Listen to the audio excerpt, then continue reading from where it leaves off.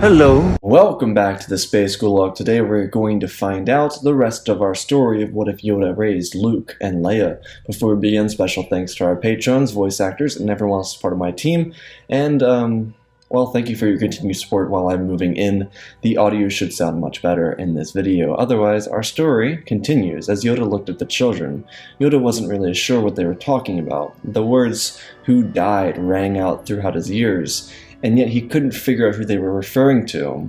As far as Yoda knew, Kenobi was still alive, though they weren't exactly bonded enough with him to distinguish if he had died or not. On the other hand, maybe it was someone else, but who could it be? Yoda knew about Obi-Wan's sacrifice, but at the moment, no one knew if he'd escaped the clutches of Vader. The Skywalker twins were actually picking up on their father's death from across the galaxy.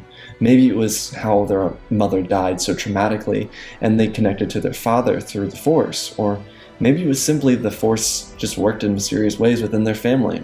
Regardless of what it was, Yoda decided he needed to work with the children to try and get a greater understanding of what it was that they were feeling, especially because it could possibly help him resolve an issue of some sorts. If the situation required his input or his assistance, then maybe it would be a sound idea for him to interject.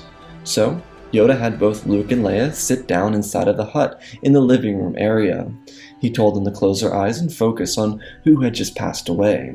The two of them sat down and closed their eyes. The Force transcended through them, and across the galaxy, all the way into Fortress Inquisitorius on one of the moons of the Mustafar system. Yoda watched a towering monster slain by those who served under him. It was an ambush that was expertly set. Yoda then realized who was inside the suit. It was the father of the children. Yoda couldn't believe it, but then he realized that Kenobi was missing, and he may have been safe. This left a lot of trouble for Yoda to uncover, hoping that Kenobi could use his strength to get off the planet. Inside of the Fortress of Inquisitorius, Obi-Wan lay dormant in the underbelly of facility. He felt so disfigured and burnt. His skin was torn across his limbs and his mind was left awry. He felt Skywalker's presence disappear, but it didn't mean that he was safe from the Grand Inquisitor. The truth is, Obi-Wan knew that Vader was blinded by his rage for Obi-Wan, but it didn't mean that he saw the Grand Inquisitor's betrayal. Though it was the way of the Sith, how could the Grand Inquisitor not see this as an opportunity to grow within the ranks of the Empire? Sidious hadn't yet learned about the death of Skywalker, but he did feel it within the Force.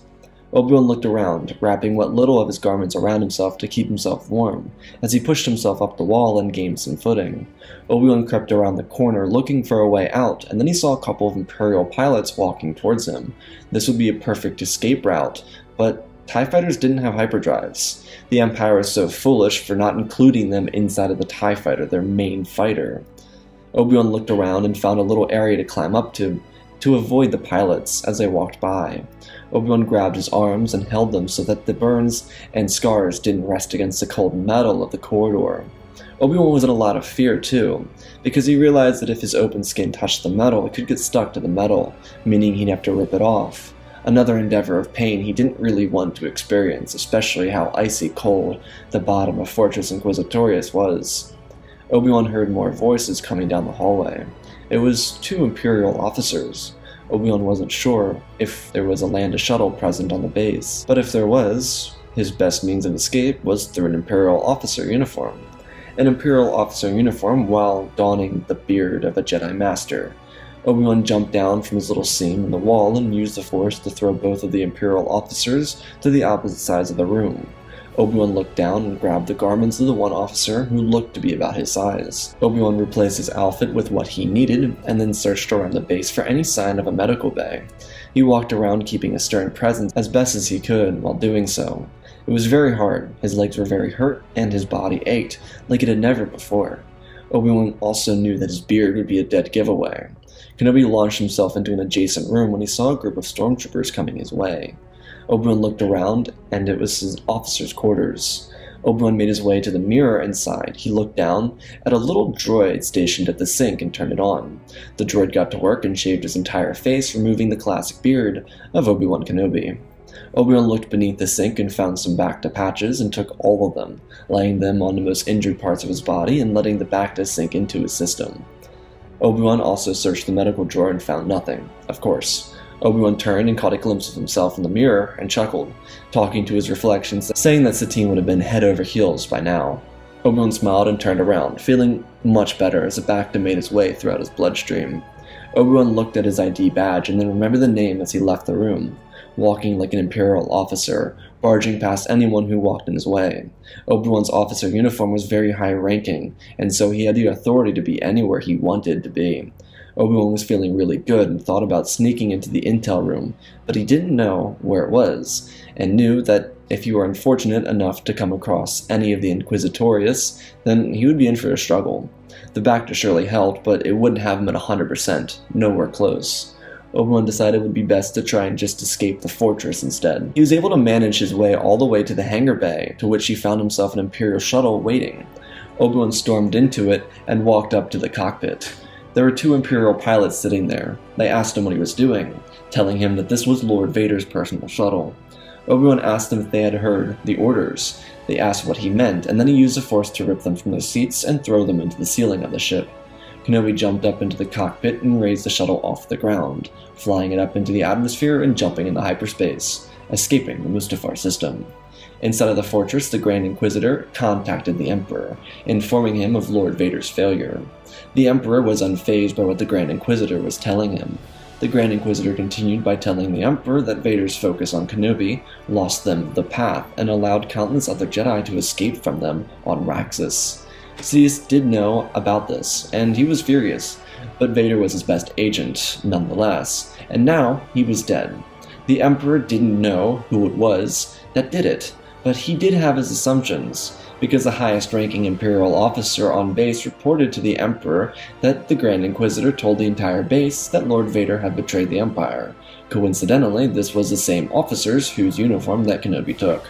The Grand Inquisitor had no knowledge of this transmission, and the Emperor knew that, and he wanted to keep it that way. He had his own plans revolving around the entire situation, especially for the Inquisitorius itself. But Sidious wasn't stupid enough to fall for it, and neither was a true Imperial loyalist like the officer who found the Grand Inquisitor's orders suspicious, though there was something else plaguing the mind of the Emperor. While he was aware of Vader's demise and the betrayal of the Inquisitorius, he felt the change from a galaxy away. It was a change in the winds, possibly from the Jedi, but he wasn't really sure. It was a power greater than that of Skywalker himself, and so Sidious wanted to know what it was. His first conclusion was that it was the Mother, Avaloth herself. But the truth is, Sidious knew it wasn't her, because if it was, the presence from the Force movement would have given him chills. Sidious knew it wasn't her, and he had no reason to fret at the idea of it being her. It was something pure, some sort of pure energy that didn't seem as if it had been influenced at all. On Dagobah, Yoda made the children stop reaching out with the Force, because he realized that the amount of energy the children put into it would probably alert the Emperor, and he knew he didn't have much time to get the children away from Dagobah before the Empire arrived. Luckily, Dagobah was the safest place in this part of the galaxy, for now. It wouldn't stay that way for long, though. Yoda knew that, and he knew that the children's training would have to pick up from here and continue on Dagobah. Yoda didn't want the children to enter the Dagobah cave system originally. It was rough for even him when he was in there during the Clone Wars, but Yoda knew at this point that the children needed to have a greater concept of the Force itself. They could train this by joining themselves with both elements of the Force here on Dagobah. It would be a way for them to recognize what the dark side and the light side each represented. Not that they didn't have an understanding of it at this point in their lives, having grown up here on Dagobah. The Emperor set the Grand Inquisitor and the rest of the Inquisitorius out into the Outer Rim to find Master Yoda or whatever else it could have been that set off this alert in the Force. Typically, Sidious would have sent Vader to do this, but he was sending the former Jedi on a suicide mission. He knew that the Inquisitors would find Yoda, and they would be killed by him. It would be ironic, as Sidious would put it. That would be the Jedi who retreated from the Jedi Order to join the Sith to be slain by their own Grand Master. The singular Jedi every student inside of the Jedi Temple worked with. Poetry, irony, Sidious didn't know what to call it, but in his own mind, it was truly hilarious. He couldn't get over the joy of knowing that the Inquisitors would find Master Yoda and be killed by him, just so that he could come down and find the power in the Force that Yoda had and take it for himself. While Sidious had no reason to assume that it was Grandmaster Yoda, he was one to assume that it was Grandmaster Yoda. He believed that Yoda was simply toying around and accidentally presented himself to the Force. Sidious wasn't far off of his assumption, though. On the other hand, Yoda sent Luke and Leia down into the caverns of Dagobah to truly experience the dark side of the Force for the first time. When they entered, they were both scared. Of course they would be. They were both 6 years old. When they went down, they were confronted with terrible visions of the future, visions that made their eyes shed tears, and from those tears were sprouted the seeds of a new beginning. While they didn't know what all this meant, in due time they would both come to realize the importance of these visions, and the power that they each possessed. Luke and Leia continued throughout their vision, and then stumbled out of the cave, running into Master Yoda. They looked at Yoda and he smiled at them, telling them that they had just taken their first step into a much larger world. Across the Outer Rim on Dantooine, a bunch of rebels were up in arms about the arrival of a Landis shuttle. That would be until a beardless Obi-Wan Kenobi would emerge from the ship. Instinctually, the rebels believed this to be false until Master Tarasanube confirmed that it was the Jedi Master himself. They took Obi-Wan in and gave him a hero's welcome, all the while making sure that he was actually okay, taking care of his burns and scars, repairing his skin, and sedating him so that he could make a full recovery. Obi-Wan found medical supplies inside the shuttle, and it was barely enough to sedate the pain until he arrived at Dantooine. The first thing Kenobi did was disconnect the ship from the rest of the Imperial database, so that he couldn't be tracked. The ship he brought to Dantooine was completely off the grid, and it was safe from the Empire, and so was the path. When Obi-Wan made his recovery, he informed them of a heroic tale that he endured, almost defeating Vader and then ending up on Fortress Inquisitorius because of a singular stormtrooper, only for Vader to be betrayed and killed by his own men. The Jedi had a lot of hope now. Because Vader hadn't been killing Jedi, and the Inquisitors were so ineffective at killing Jedi, there really were so many souls still alive and functioning on the path. Jedi Master Quinlan Vos was super happy to see that Kenobi survived, but didn't hesitate to pull on Kenobi's strings a little by joking about Obi-Wan's lack of a beard. Kenobi appreciated it more than he could actually ever put to words, but once Obi-Wan made his full recovery, he was ready to get back into the fight at hand. The Jedi were still working hard to overcome their shortfalls, and stand up to the tyranny of the Empire. This tyranny was too much for them to handle, but they had their moments, glimmers of hope, where they felt like they could take out the entire Empire themselves. On Dagobah, Yoda was ramping up the training of the twins. He had been on this grind with them, and they were really working as hard as they could. Yoda pushed them, and they excelled because of it. The children respected Yoda because of his work ethic and how gentle he was with them. But much like Yoda, they could also feel the encroaching darkness in the galaxy that was slowly making its way for them. While Kenobi and the Path were hurting the Empire, the greater Empire itself was much too large, and it was currently marching through the Outer Rim, stopping at nothing to do the Emperor's bidding. Though the Path realized, with the Emperor out of the core, they could strike at the core and do some damage to the Empire itself. Though the Jedi didn't know where to go. They knew Coruscant was way too heavily guarded, and that would be a death trap for them. So they divided their forces up. Some of the Jedi would be sent to Wayland, some of them would be sent to Naboo, and a number of them would be sent to Corellia. The main plan was to gather the most intel they could, and then return to Dantooine without losing anyone.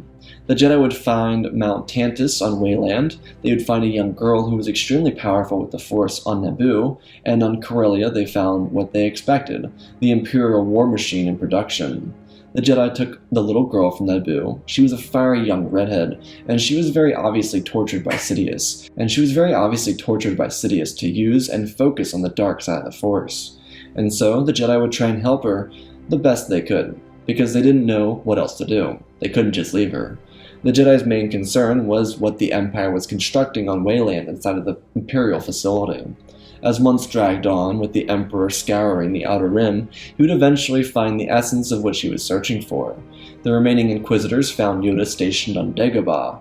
Yoda sent out a distress signal informing Kenobi that Sidious had found him. The transmission cut off from there. Kenobi immediately left with the best of the best, with the intention to help and save Yoda.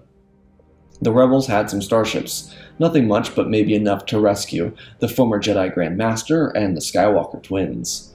On Dagobah, Yoda was shooing Luke and Leia away from the Inquisitors as they tracked down the Jedi.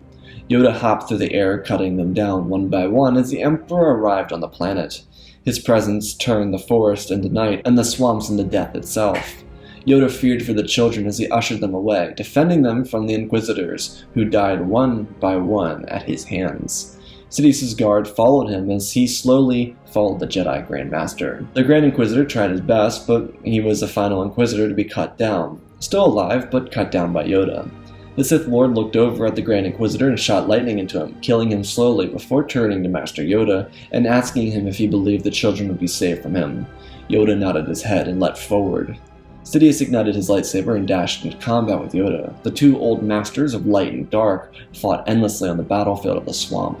Naturally, Yoda had the advantage because he knew the area better than Sidious, but this did not matter to the Dark Lord of the Sith, who used the Force to throw Yoda from his feet. Sidious cackled, demanding his guard take the children to his personal shuttle. Luke and Leia cried out as they looked at Yoda being electrocuted to death on the swamp floors of Dagobah, shouting in agony under the cackling of Sidious's laughter. The Dark Lord watched Yoda lay on the ground, and he could feel the presence of more Jedi coming, so he decided that they would find the dead Grand Master and no children of Skywalker. Sidious drove his lightsaber down into Yoda's little chest, extinguishing the life of the Grand Master before he departed. Hours later, the Jedi would arrive to find no children and the death of Yoda. Their hearts would be saddened, but it would be at this moment they knew they needed to retrieve the children. They had to believe that Luke and Leia were strong enough to handle the dark side of the Force. If they weren't, then they would become agents of evil. Luke and Leia were 7 years old at this point, and they needed to be stronger than anyone else in the galaxy. They told Sidious that they wouldn't do anything for him, and that they would never betray the light. Sidious just laughed and told them that he didn't need them to listen to him. He just needed them for what they could do for him. Sidious fed off their fear and laughed quietly, as the brother and sister sat next to each other closely, trying to whisper to each other about what Master Yoda had taught them. Sidious noticed this and demanded his guards separate them from each other. Sidious would take the children back to Coruscant, to his throne room inside of what used to be the Jedi Temple. Sidious would come to learn about Mara Jade being captured by the Jedi, and he really didn't care. He believed this would be a fair trade in his eyes, the children of Skywalker, for some no-name girl with the possibility to not even become half of what either of these children could become. Of course, that was far from true, but Sidious loved to put down Mara Jade because he was angry that Vader couldn't have been in her position and raised by him in the ways of the dark side of the Force. Regardless, Sidious had two plans for the children, and depending on how the children acted, decided their fates. When the Jedi returned to Dantooine, they realized that they had an issue on their hands. Of course, they could give Yoda a proper burial, but there was a bigger issue at hand, being that Luke and Leia were no longer safe. They were in the hands of the worst, most vile Sith the galaxy had ever seen. They needed to be strong, while the Jedi figured out a way to get to Coruscant and save them. On Coruscant, Luke and Leia were being introduced to pure evil itself in the form of Emperor Palpatine. He was cruel to them, and he tried to subject them under his rule, though they weren't really buying into it. They believed he was acting like a goofy old man, and truthfully, that really bothered him. Sidious knew the children weren't taking him seriously, and it really aggravated him. But Sidious knew he couldn't just torture them. They were resilient, and they wouldn't break the torture. Hence Palpatine's second plan, which revolved around taking them to Mount Tantus and making them suffer for the rest of their miserable little lives. Though he wanted to see if they'd actually be suitable replacements for Mara Jade. Luke and Leia had a plan themselves, and it was mostly instructed to them by Yoda, but the rest of the plan came to them from their joint vision on Dagobah, and they decided that they would play the Emperor. They fooled him enough, and now they would pretend to serve him in the way that he wanted them to. Palpatine would fall for the rules, momentarily. Of course, this process would take weeks, and because Luke and Leia were exposed to the dark side of the Force by Yoda on Dagobah, they were ready when Sidious forced it onto them. Though after weeks of torment and separation from each other, both Luke and Leia began to lose hope. That was until the voice of the late Grand Master found them and spoke to them. It was Yoda that kept Skywalker's twins grounded. Sidious had no knowledge of this, considering death was a concept invented by the Jedi, and he didn't know that Yoda was able to communicate to the children from the afterlife.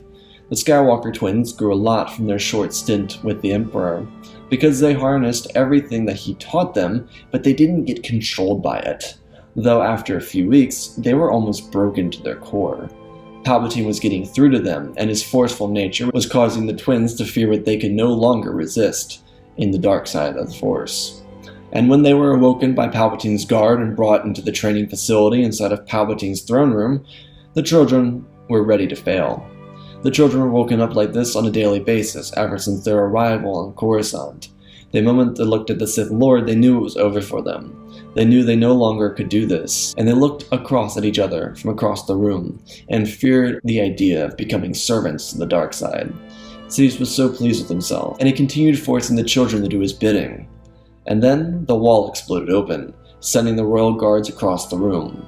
Palpatine too was thrown from his feet, as 5 Jedi Masters piled into the room, igniting their lightsabers and running down after Palpatine, while a couple of rebels got a hold of the children and made sure they got inside the vessel.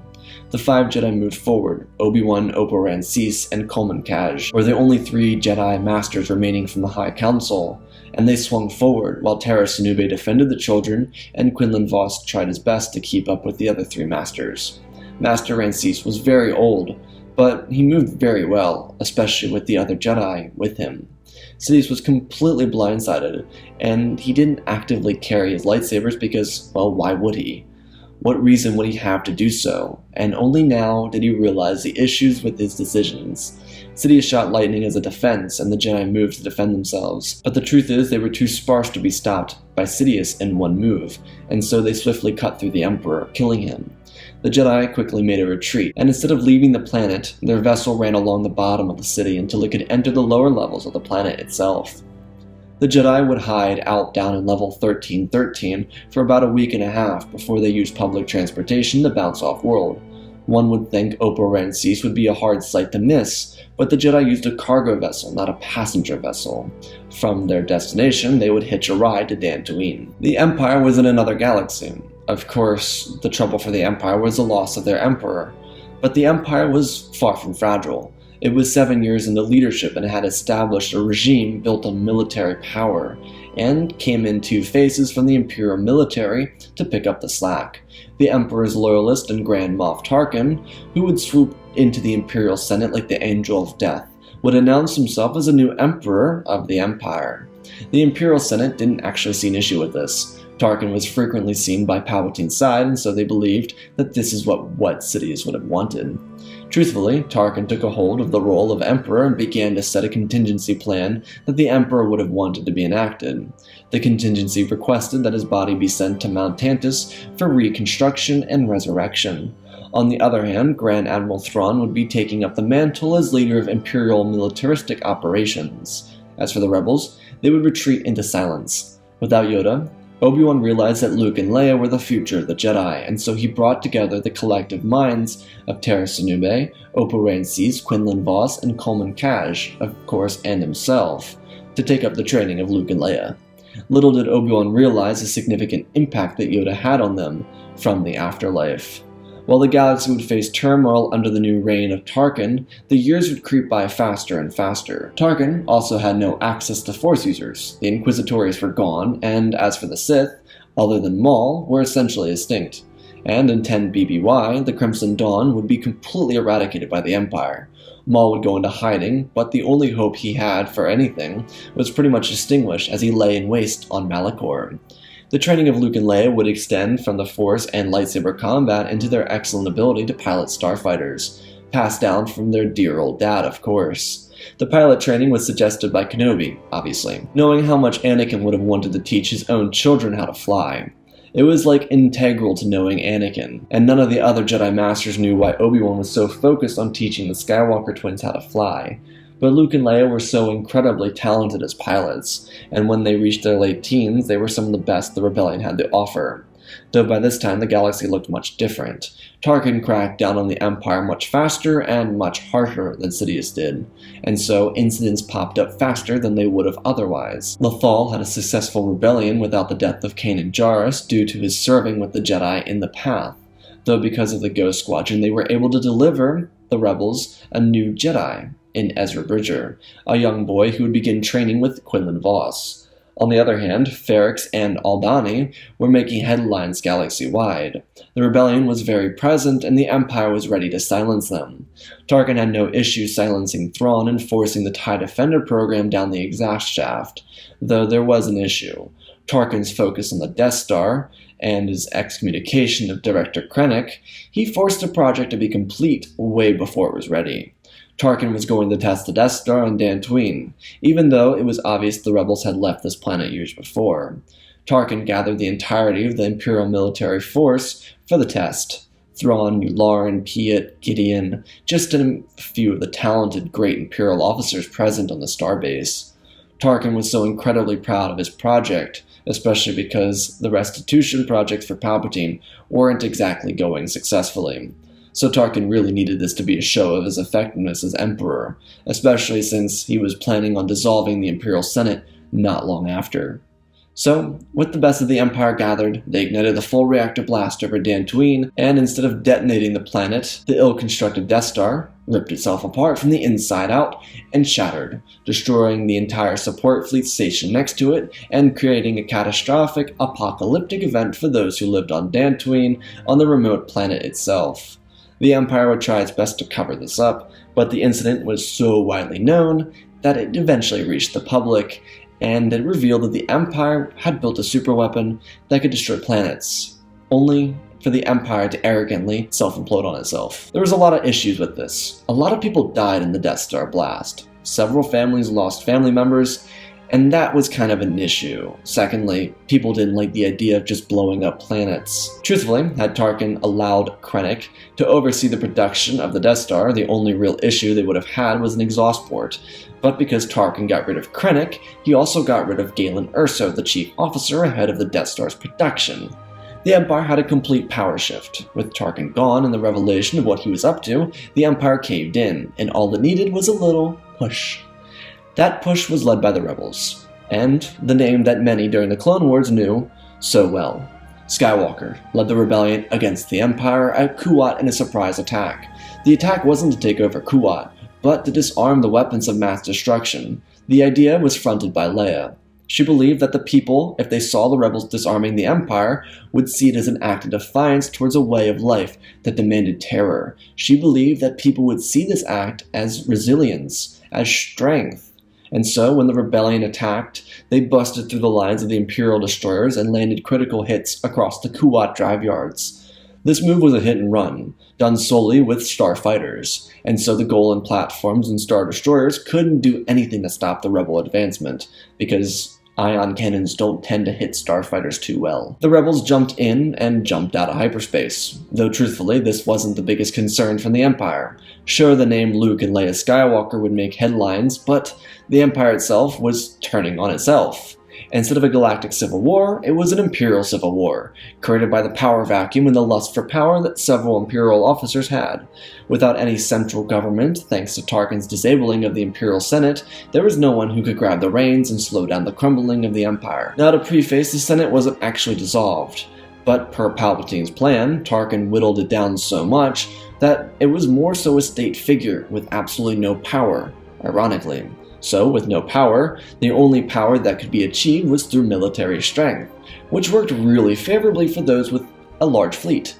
But when Imperial fleets tore each other apart, Rebel fleets were able to sneak in and take out the remainder of the troops. A year and a half after the destruction of the Death Star, the Skywalker twins would lead an invasion of Coruscant. Under their leadership, a united rebellion, funded by parts of the Empire itself, would take back the capital of the galaxy. Because of this Imperial Civil War, the Empire would be crushed, and no remnant would be able to retreat from it. The Imperial Civil War also saw the destruction of many key institutions that Palpatine was reliant on for his resurrection, including the destruction of Mount Tantus. The Skywalker twins would return to being Jedi. With the few hundred surviving members of the Jedi Order still alive from the Purge, the Jedi Order would grow anew. It would be tough to be rebuilt, but it would find its way. And as for the galaxy itself, it would take time to recover from the era of the Empire. But the era of the New Republic would bring in a new era of elongated peace. And that, ladies and gentlemen, is our story. Again, special thanks to Benjamin Wells, Jonathan, Pimp Daddy, Bane, Darth, Cheesy Apollo, Madman Excuse, Anakin003, Lemon Knight, Flanbin Cease, and Lord Deadwing for supporting the channel. Hit 2,000 likes in this video. I don't know what's coming next, but it really is. If you want to see a what if, let me know below. I'll read our comments, but I'll do a crossover. Check out the Twitch, community Discord, and Patreon if you want to support me in other ways. If you want to get some merch, go to the merch store. It's down below. I don't think we're doing any more sales on the merch, but I will be announcing one soon. And otherwise, let's talk about our story. So yeah, Yoda trains Luke and Leia, and I killed him. Why did I do that? Well, It's interesting. It's a change of the dynamic of the train stories. We've done several train stories, and yes, I've done probably, like 160 stories, like 30 of them are train stories, and so I wanted to add a different dynamic to it. But also, the butterfly effect. Obviously, each of these stories has to have a butterfly effect, unless I'm doing What If Dagobah Didn't Die, which you guys loved so much. But, like, in all seriousness, the butterfly effect in this story is simply, like Vader's death, for example. That I know you guys weren't fond of that, but, no one's invincible, and that's something that I always want to preface. It's like, I always want you to be on the edge of your seat, and obviously, not everyone would fall for the Grand Inquisitor saying, "Oh, Vader betrayed the Empire." Like, someone would be like, "Yeah, that's kind of sus." This guy vented, do some Among Us memes and all that. But, yeah, I wanted the story to feel unique, and I always want all the stories to be unique. Yes, so technically the story is about Luke and Leia, and should technically revolve around them. But I changed that dynamic kind of in the middle of the story because I thought it would be a more interesting take to kind of widen how much of an effect that having them trained by Yoda would have, right? Because the Empire is clinically stupid. That's the truth. The Empire is stupid, and we've seen that throughout everything ever. They're just clinically dumb. They're really bad at being good. And yes, I know during Andor and, like, the 20 years before the destruction of the first Death Star, they're pretty good at doing that, but, like, I think the thing I'm really trying to say is, like, the significance of Palpatine. Palpatine really keeps it all together. He's the glue that keeps the Empire together. Without Palpatine, it kind of falls apart. And that's kind of what I'm going for. You see it in Rebels when, like, people try to defy Thrawn. They're like, "Oh, well, I'm cool and you're not." And then they move a ship slightly to the left and, like, everything goes wrong because of it. That's literally this all the time, ever. And so I think Tarkin, he would get a little arrogant with the Death Star project, and I think removing Director Krennic would seriously harm the project. And so that was what I was kind of going with, was the ineptitude of Tarkin as well. Because, yes, he's a loyalist to Palpatine, but he's not Palpatine. He's not calculated like Palpatine. Yeah, sure, he's going to be all on board for, let's build a Death Star, but he's not going to be able to accomplish it in the same means and same patience as Palpatine. Now, something about Luke and Leia. I didn't want to make the main characters an ex machina. I know that's something that they technically wouldn't be, but, every story, especially with Skywalker's in it, Anakin, Luke, Leia, whatever, I don't want them to always be an ex machina, and I think that's kind of expected. And let me explain that from a narrative perspective, is that, I don't want the story to be predictable. I want you to come into a story and be surprised at the end. You can say it's subverting expectations, what have you. The truth is, every story I want to be unique. As I said, we've done 160 plus stories on this channel in a year, and I want to strive to continuously be unique. And I always want to strive to be a better writer at the end of the day, so that you guys can get the best content from it. And so, removing Luke and Leia from this position where they both blow up the Death Star, because I think that's something that someone would have expected, I almost went that direction too. I almost had them blow up the Death Star, but I was like, that's too predictable. What if the Death Star just blew up because Tarkin rushed it? And I was like, that's actually kind of hilarious. And so I went with it. And that's, I want the story to not be predictable. Yes, Luke and Leia are the heroes at the end of the day. Yes, they go into the Jedi Order and they become these great legacy characters in the Jedi Order in the future, but the Empire crumbles because of its own ineptitude, not necessarily per se because of Luke and Leia, but Luke and Leia are pivotal in making it crumble, if that makes sense. And so I always want to strive for, that uniqueness in a story, the uniqueness for a viewer like you. It's like going into a movie without, going on Twitter and being spoiled, like, oh, all this stuff happens, And so I want you to come into the story like, you might have your expectations and, I might subvert your expectations, but I really hope that you gain something new from the story rather than, oh, I saw that coming from yesterday. It's like, that's not fun. That's not storytelling. That's just repeating cliches, and that's not entertaining for either a viewer or the writer, as myself. So, anyways, I hope you all enjoyed. Anyways, next video is coming out whenever. I love you all. Spread the love, and always remember, my friends, may the Force be with you.